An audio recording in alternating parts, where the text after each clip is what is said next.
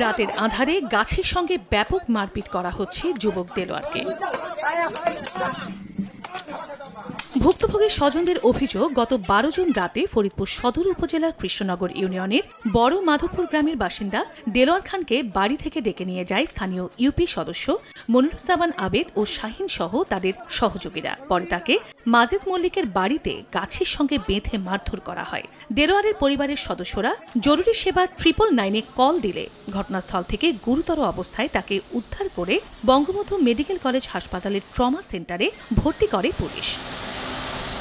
প্রবাসীর স্ত্রীর সঙ্গে এক যুবকের পরকীয়া সম্পর্কের কথা জেনে প্রতিবাদ করায় যুবক দেলোয়ারকে মারধর করা হয়েছে বলে অভিযোগ স্বজনদের। আমার বাড়িঘর ভাঙচুর করে, বাড়িঘর কুমাইট হয়ে অনেক কিছু করছে, করে বাধ্যতামূলক করে আবেদ আলী মেম্বার সহ আর অনেক লোকজন ছিল এলাকার, তাদের সামনে আমার নিয়ে যাওয়া হলো মাদক ফকিরের বাড়িতে।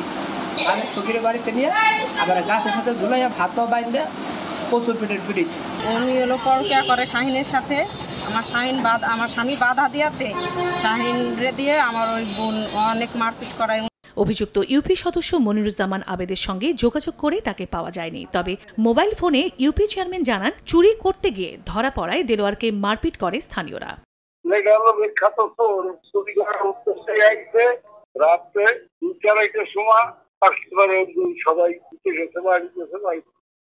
তবে পুলিশ বলছে দেলোয়ার এলাকায় দিলু চোরা হিসেবে পরিচিত। তদন্ত করে ব্যবস্থা নেওয়ার আশ্বাস পুলিশের। এই বিষয়ে এই দেলোয়ারের লোকজন থানায় একটা অভিযোগ দিয়েছে, তো সে বিষয়ে আমাদের পুলিশ তদন্ত করছে, আইনগত ব্যবস্থা নেওয়া হবে।